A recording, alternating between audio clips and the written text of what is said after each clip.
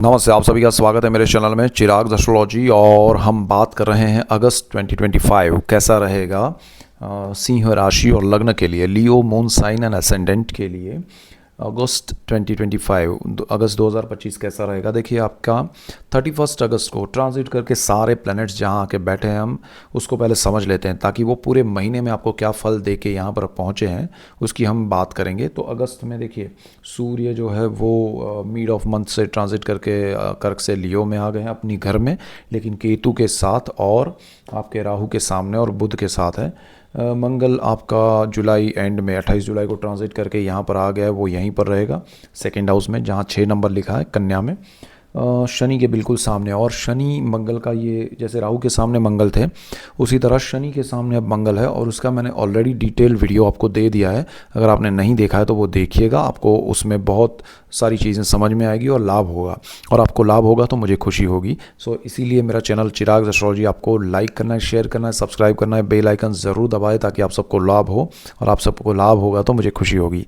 यहाँ पर राहु जो है वो आपके 7th हाउस में चल रहे हैं, केतु 1st हाउस में है, शुक्र गुरु जो है वो आपके 11th हाउस में ट्रांजिट में है जहाँ पर 3 नंबर लिखा है मिथुन राशि में, शनि आपके 8th भाव में है और शुक्र आपके 12th हाउस में है। ये स्थिति में सिंह वालों के लिए क्या है, तो आपकी कुंडली का मालिक, आपकी राशि का मालिक जो है वो राहु के सामने मंथ के मिड में जा रहा है केतु के साथ, तो ग्रहण योग में आ रहा है। तो ये स्थिति में आपको थोड़ा ध्यान रखना पड़ेगा, क्योंकि आपका जो लग्नेश है, आपकी जो मेंटल एक स्थिति है उसमें कहीं ना कहीं आपको कोई ना कोई ऐसा दबाव कहें या प्रेशर कहें उसको महसूस करना पड़ेगा। और ये मिड ऑफ मंथ से शुरू होगा and after August mid to next month September mid ये प्रेशर हो सकता है बढ़ता जाए। तो आपको डर, देखिए यहाँ पर लोग कहेंगे अरे आप नेगेटिव बोल रहे हैं या डर लग रहा है। देखिए, डरना नहीं है, समझना है, ये ग्रहों के सिचुएशन है, वो ट्रांजिट में होते रहेंगे, बदलते रहेंगे। अब यहाँ से जब निकलेगा तो आपको बेनिफिट भी कराएगा, कुछ और भी कराएगा, तो ये चीज़ें होती रहती है। तो यहाँ पर सूर्य वैसे आपके कुंडली में आपके 1st हाउस में आया तो पावर उसका बहुत ज़बरदस्त है, तो राहु की जो नेगेटिविटी उसको मिलनी चाहिए वो उतनी नहीं मिलेगी। अगर सूर्य राहु एक दूसरे के सामने किसी और स्थान में होते, सूर्य अगर लियो में नहीं होता तो आपको और ज़्यादा परेशानी होती, लेकिन यहाँ पर सूर्य अपनी पावर में है, तो राहु का वो जो नेगेटिविटी है उसके सामने लड़ने की पावर है, ये सिंपल वे में मैं आपको समझा रहा हूँ, तो वो बहुत स्ट्रांग है। तो सूर्य आपको एनर्जी दे रहा है आपके थॉट्स में, एक आपका प्लानिंग से ज़्यादा ये कहूँगा कि आप अपने अब तक के अनुभव को किस तरह से यहाँ यूज़ कर सकते हैं, वो अगर आपने कर लिया तो सबसे बड़ी रेमेडी है।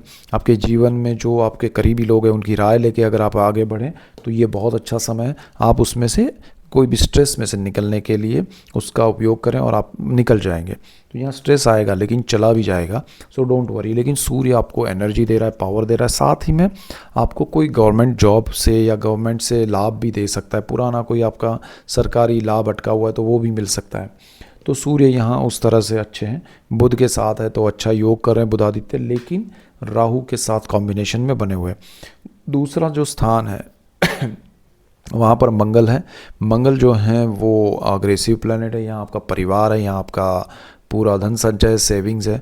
तो यहाँ पर आपको मंगल अग्रेसिव वे में सारी चीज़ें, अनप्लान्ड वे में कि चलो ये करते हैं, यहाँ इतना खर्च कर देते हैं, ये सेविंग्स पड़ा है उसको उठा के डाल देते हैं, कहीं खर्च कर देते हैं, आप बड़े बड़े प्लान बनाएंगे, लेकिन शनि उसके सामने है, वो अनप्लान्ड वे में आपको जाने नहीं देगा, वक्री स्थिति में है, तो और ज़्यादा कॉन्फ्लिक्ट आपका अपने साथ होगा, परिवारजन उसमें अपोज करेंगे, उस वजह से और ज़्यादा कॉन्फ्लिक्ट क्रिएट होगा। आपकी वाणी का स्थान है, आपकी वाणी में संयम बरतना आपको ज़रूरी होगा, अदरवाइज़ रिलेशन जो है आपके परिवार के साथ उसमें ही प्रॉब्लम्स आ सकते हैं और आप ही की वजह से आ सकते हैं। तो आपको ये ध्यान रखना पड़ेगा, और उसका डिटेल वीडियो भी मैंने दिया है, वो भी देखिएगा। यहाँ पर आपके अल्टीमेटली आपको अपने आप को रोकना है, संयमित वे में अपने आप को थोड़ा बैलेंस करना है। उसके लिए आप मेडिटेट कीजिए, प्राणायाम कीजिए, अच्छा रहेगा, उसमें कोई बड़ा नेगेटिव प्रॉब्लम नहीं है। यहाँ जहाँ आप गुस्से में आकर निर्णय लेंगे वो चीज़ आपके लिए अच्छी नहीं होगी।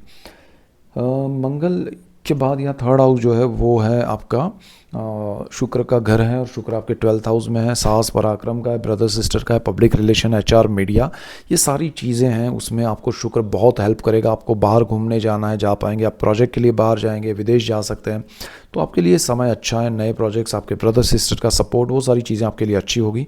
सो डोंट वरी, शुक्र है यहाँ पर। लेकिन शुक्र है इसलिए ध्यान रखना है कि बिना वजह के खर्च ना हो जाए। अच्छा, चौथा जो स्थान है सुख भाव, उसका मालिक भी मंगल है, जो सेकेंड हाउस में शनि के सामने है। ये स्थिति में आपको ये ध्यान रखना है कि आपको अपने जो भी प्रॉपर्टी से रिलेटेड, ज़मीन से रिलेटेड, खास करके भूमि ज़मीन से रिलेटेड जो भी प्रोजेक्ट्स हैं उसमें ध्यान देना होगा। अनप्लान्ड या फटाफट उसमें कुछ हो जाए, जल्दी से पैसे आ जाए, बेच दूं, खरीद लूं, ये नहीं करना है। उस जगह को देखना है, उसका वास्तु देखना है, उन सारी चीज़ों को समझना है, परखना है, तो ही आप आगे बढ़े। जिनका प्रॉपर्टी के अलावा व्हीकल्स का बिजनेस है उनको भी ध्यान देना है। जो हाउस वाइफ है उनको भी ध्यान देना है कि उनके पैसे खर्च हो सकते हैं। जो फार्मर्स हैं उनको भी ध्यान देना होगा कि आपके पैसे, जो आपके सेविंग्स है वो खर्च हो सकते हैं। तो अनप्लान्ड या जल्दबाजी में कहीं आपको लॉस ना हो, यहाँ ध्यान रखना है, लॉस ना हो। मैं ये नहीं कह रहा हूँ कि लॉस हो जाएगा, ध्यान रखना है। दूसरी चीज़, आपके मदर को लेके आप थोड़ी चिंता में आ सकते हैं, या उनके लिए कुछ आप करना चाहते हैं तो वो कर पाएंगे, लेकिन थोड़ा स्ट्रेसफुल टाइम रहेगा। यहाँ आपका पंचम भाव है वो बहुत इंपॉर्टेंट है, उसका मालिक गुरु है, दृष्टि योग भी कर रहा है गुरु। तो जो लोग स्टूडेंट्स हैं उनके लिए गोल्डन पीरियड है। जो लोग पढ़ाई करना चाहते हैं नई, वो कर सकते हैं। जो लोगों की एग्ज़ाम है, जो स्टूडेंट्स हैं उनके लिए अच्छा समय। आप कोई नया, आप जॉब कर रहे हैं और कोई आप स्किल सर्टी लेना चाहते हैं, ले सकते हैं। आपको नया, आपकी स्किल में बढ़ोतरी होगी। आप के संतान अगर पढ़ाई कर रहे हैं तो उनके लिए अच्छा समय। अगर वो जॉब कर रहे हैं, बिजनेस कर रहे हैं, अगर आपके संतान, तो आपके संतानों के लिए अच्छा है, संतान प्राप्ति के लिए अच्छा समय है। तो थोड़ा आपको ध्यान देना है, क्योंकि यहाँ जो स्थिति है वो बहुत अच्छी बन रही है और शनि की भी दृष्टि का योग बन रहा है। तो चीज़ें अच्छे से होगी, प्लान वे में होगी तो ज़्यादा बेटर है। स्टॉक मार्केट से लॉन्ग टर्म के बेनिफिट कराएंगे इन्वेस्टमेंट्स, तो वो ध्यान रखिएगा। छठा भाव है रोग ऋण शत्रु का है, शनि उसका मालिक है। अष्टम भाव में शत्रु से आपको थोड़ा सावध रहना है, आपको थोड़ा उसमें सावचेती बरतना है, तो आपके लिए अच्छा रहेगा। जॉब में कोई बिना वजह के आप चेंजेस या स्विच करने के लिए खुद के थॉट्स में थोड़ा कंट्रोल रखिएगा, क्योंकि यहाँ सूर्य राहु का योग आपके फर्स्ट हाउस में थॉट्स पे हो रहा है, तो वो ध्यान रखना है। शनि उसका मालिक है, तो आपको अपने जॉब में लॉन्ग टर्म के लिए कुछ मिल रहा है तो जाना चाहिए। दूरी या डिस्टेंस की वजह से आपको प्रॉब्लम हो सकता है, आपको परिवार छोड़ के जाना पड़े, ऐसा हो सकता है। आपकी हेल्थ उसमें सपोर्ट ना करे, ऐसा हो सकता है। हेल्थ इश्यूज़ आपके बढ़ सकते हैं। राहु जो है वो सप्तम भाव में है। लाइफ पार्टनर, नई पार्टनरशिप करनी नहीं चाहिए। लाइफ पार्टनर की हेल्थ को लेके ध्यान रखना चाहिए। लाइफ पार्टनर के साथ पार्टनरशिप या किसी के भी साथ पार्टनरशिप में बिजनेस या नई शुरुआत बिल्कुल नहीं करनी चाहिए। ये समय पार्टनरशिप का नहीं है, और जो पुरानी पार्टनरशिप है उसमें ब्रेक हो सकता है। इवन आपका लाइफ पार्टनर जो है उनके साथ भी आपके प्रॉब्लम्स हर्डल्स आ सकते हैं, दूरी बढ़ सकती है। अष्टम भाव में शनि है, पैतृक संपत्ति है, पितृ है, ये सारी चीज़ों में मंगल की भी दृष्टि है, और ये योग आपकी पैतृक संपत्ति में बहुत बड़े बदलाव लाएगा। बुनियादी स्ट्रक्चर जो है वो बदल जाएगा। सारी चीज़ों में डिस्प्यूट्स क्रिएट हो सकते हैं और लीगल वे में सारी चीज़ें जाएंगी और उसके थ्रू ही सॉल्यूशंस आएंगे, बट वो अच्छे के लिए होंगे। तो शनि यहाँ पर आपके लिए कुछ अच्छा करेंगे। मंगल शनि का कॉम्बिनेशन वाला वीडियो भी देखिएगा। भाग्य स्थान का मालिक मंगल है, बैठा है यहाँ पर, दृष्टि भी कर रहा है। भाग्य से आपको लाभ होगा, सपोर्ट मिलेगा, और भाग्य से आपको जो स्ट्रेसफुल चीज़ें हैं उसमें से रास्ते भी मिलेंगे और आप उसमें से निकल पाएंगे। तो ये बेस्ट सिचुएशन है आपके लिए। गुस्से को कंट्रोल कीजिएगा। यहाँ पर आपका शुक्र मालिक है दशम भाव का, 12th हाउस में है। जो लोग विदेश में हैं, विदेश में जॉब पाना चाहते हैं, जीवन में सक्सेस पाना चाहते हैं, तो वो पा सकते हैं अगर उनका फोकस उस पर रहा। तो अगर वो डाइवर्ट हो गए, क्योंकि वीनस है, आपको लग्जरी, कंफर्ट, आनंद, प्रमाद में डालेगा, वो चीज़ आपके लिए नेगेटिव हो सकती है, तो ध्यान रखिएगा। गुरु आपका 11th हाउस में, सोर्स ऑफ इनकम आपका बने रहेगा, उसमें प्रोग्रेस होगा, आपको इंक्रीमेंट, प्रमोशन मिल सकते हैं, कंफर्ट आपका बढ़ सकता है, घूमने स्पिरिचुअल प्लेसेस पे जा सकते हैं, अच्छा है। 12th हाउस जो है उसका मालिक चंद्र है, जो ट्रांजिट में रहता है, और शुक्र यहाँ पर ट्रांजिट में आया हुआ है।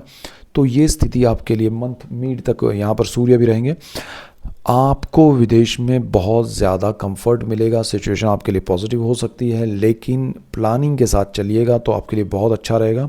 यहाँ गुस्सा आपका कंट्रोल करना है, सूर्य के हिसाब से, मंगल के हिसाब से, शनि राहु के हिसाब से। आपको मन शांत रख के जो करना है वो करेंगे तो जीवन में प्रोग्रेस होगा। आपको आपके पर्सनल चार्ट के ग्रह भी यहाँ डिपेंड करेंगे, यहाँ कितना आपको ऑब्स्टेकल्स क्रिएट कर रहे हैं या सपोर्ट कर रहे हैं। लेकिन ये मंथ आपके लिए बहुत अच्छा है।